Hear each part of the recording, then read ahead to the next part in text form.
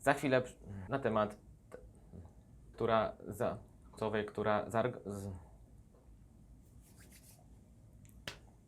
Cześć! Witam serdecznie wszystkich na kanale cukrzyca.tech.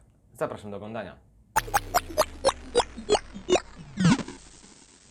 Ten test na pewno by się nie odbył, gdyby nie ogromne wsparcie społeczności cukrzycowej. Dziękuję w tym momencie Szymonowi Czapli-Znocka Polska za udostępnienie mi nakładki Miało Miało, Dominice Ullman za użyczenie sensora Enlight oraz Pawłowi Rusa za komplet sprzętu do podłączenia sobie Guardiana. Dzięki. Również dziękuję firmom Dexcom Polska oraz Roche Polska za wsparcie merytoryczne. Dziękuję również firmie O4 Coworking za udostępnienie mi tego wspaniałego pomieszczenia, żeby nagrać ten film.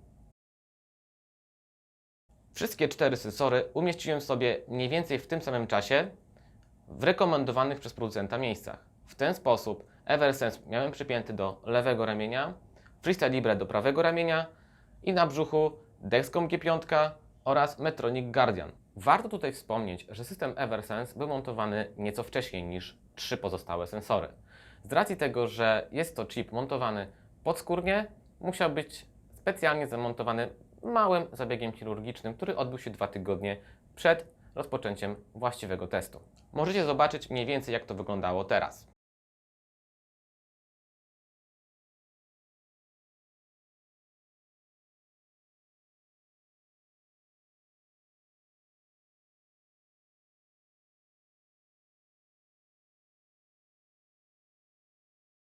Dlaczego w ogóle to zrobiłem i co było moim celem w tym teście?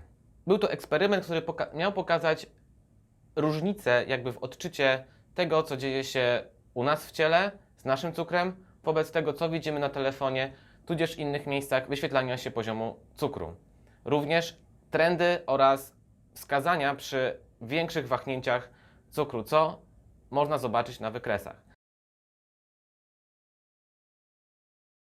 Warto zaznaczyć tutaj, że ten test tak naprawdę nie jest testem klinicznym. Jest to pewien eksperyment, żeby pokazać pewne trendy i pewne zależności i możliwości każdego z poszczególnych systemów CGM dostępnych w naszym kraju. Stop! Jeżeli ktoś z Was uważał, że po tym teście, czy też eksperymencie, zobaczycie, który system CGM jest najlepszy, to muszę niestety Was tutaj zawieść. Żaden z systemów tak naprawdę nie uważam, żeby był ani najlepszy, ani najgorszy. Każdy z systemów ma swoje wady oraz zalety, które zarówno pod względem komfortu użytkowania, połączenia z aplikacją, czy też możliwości, jakie daje pod kątem alarmów, kalibracji, jest bardzo różny. Więc w moim odczuciu nikt tego testu nie zwyciężył, co nie oznacza, że nie mam pewnych swoich faworytów. Jak cały system był połączony? Wszystkie sensory były połączone z moim smartfonem. Eversense oraz Dexcom i Guardian były podłączone przez oficjalną aplikację. Niestety z racji tego, że Freestyle Libre nie jest CGM-em, musiałem podłączyć ją przez oficjalną aplikację Miało Tomato App. Wszystko lądowało w moim smartfonie, było zsynchronizowane z chmurą Night Scouta i wyświetlone online.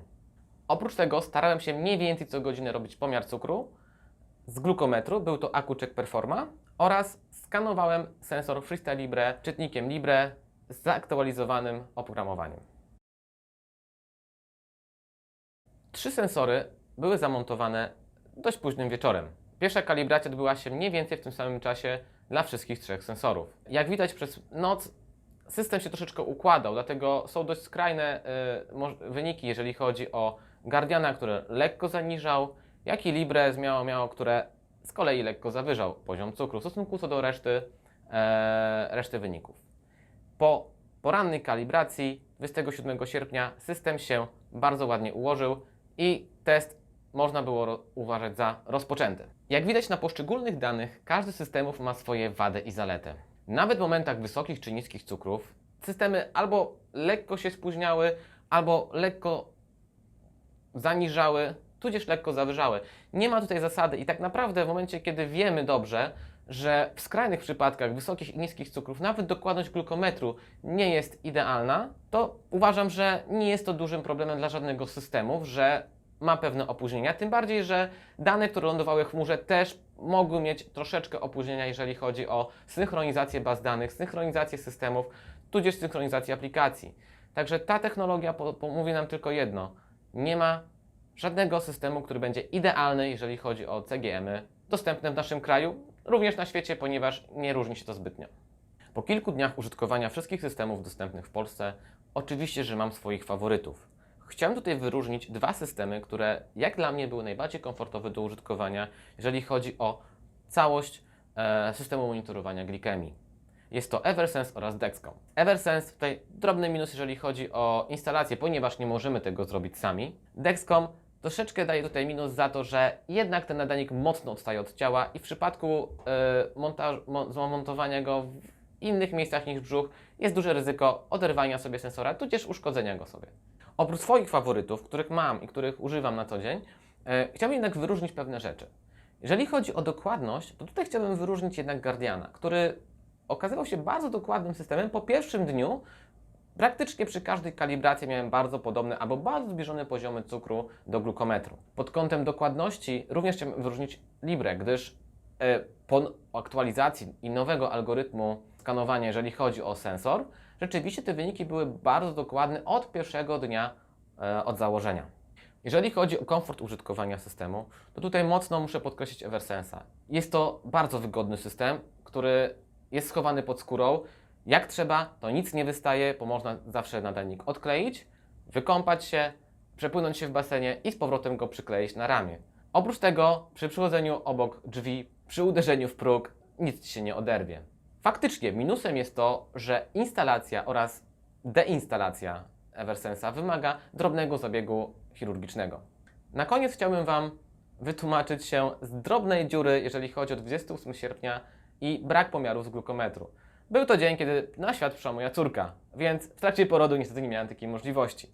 Na szczęście wszystkie 4 systemy przeżyły, wzięły udział i dały radę podczas porodu. Jeżeli chodzi o ten materiał, to na ten moment to wszystko. Ale nie chciałbym zamykać tematu. Dawajcie w komentarzu lub piszcie do mnie pytania, które macie związane z tym testem. Postaram się na wszystkie odpowiedzieć.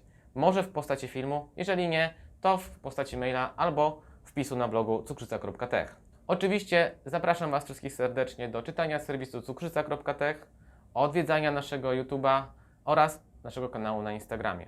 Również w tym miejscu chciałbym zaprosić do zapisania się do grup LUBT Polska oraz Android Apps Polska. To są dwie największe grupy, jeżeli chodzi o technologię dla cukrzyków.